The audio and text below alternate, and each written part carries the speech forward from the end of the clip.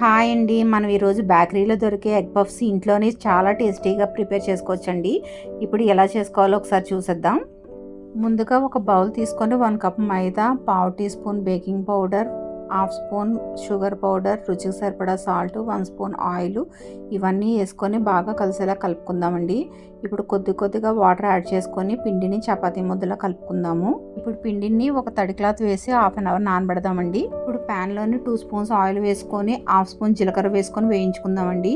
ఇప్పుడు ఇందులోని పొడుగ్గా కట్ చేసుకున్న 2 ఉల్లిపాయలు, 1 స్పూన్ పచ్చిమిర్చి తరుగు, 1 కప్ కరివేపాకు రెమ్మ, రుచికి సరిపడా సాల్ట్ వేసుకొని ఉల్లిపాయలు ట్రాన్స్పరెంట్గా ఫ్రై చేసుకోవాలి.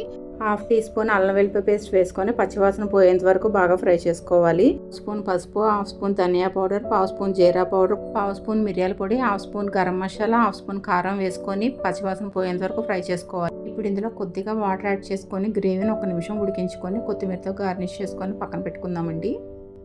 ఇప్పుడు ఒక చిన్న బౌల్ తీసుకొని 2 స్పూన్ల వరిపిండి, 2 స్పూన్ల నెయ్యి వేసుకొని ఒకసారి బాగా కలుపుకొని రెడీ చేసుకొని పక్కన పెట్టుకుందామండి. ఇప్పుడు నానబెట్టుకున్న పిండిని ఒకసారి బాగా కలుపుకొని వీలైనంత పలచగా ఒత్తుకోవాలండి.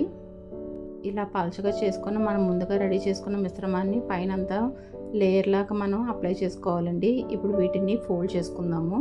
ఇలాగా ఫోల్డ్ చేసుకొని పిండిని ఒకసారి డస్ట్ చేసుకొని మళ్ళీ ఒకసారి ఒత్తుకుందామండి. ఇలా ఒత్తుకున్న దాన్ని ఇలాగ ట్రయాంగిల్ షేప్లోనే కట్ చేసుకోవాలి. వీటిని ఒక్కొక్కటిగా డివైడ్ చేసుకొని కార్నర్స్కి వాటర్ అప్లై చేసుకొని మనం ముందుగా రెడీ చేసుకున్న గ్రేవీని పెట్టుకొని ఎగ్ని ఇలాగ సగాన కట్ చేసుకొని పెట్టుకొని ఇలా ఫోల్డ్ చేసుకొని రెడీ చేసుకోవాలండి. ఇప్పుడు ఆయిల్లోనే ఒక్కొక్కటి డ్రాప్ చేసుకొని మీడియం టు హై ఫ్లేమ్ని అడ్జస్ట్ చేసుకుంటూ మంటని స్లోగా కుక్ చేసుకోవాలండి. 2 వైపులా ఇలా గోల్డెన్ కలర్ వచ్చేంత వరకు ఫ్రై చేసుకొని మనం ఆయిల్ని సపరేట్ చేసుకుందాము. అంతే అండి, చాలా టేస్టీగా ఉంటుందండి. మీరు కూడా ఒకసారి ట్రై చేయండి. Thank you for watching. Please like.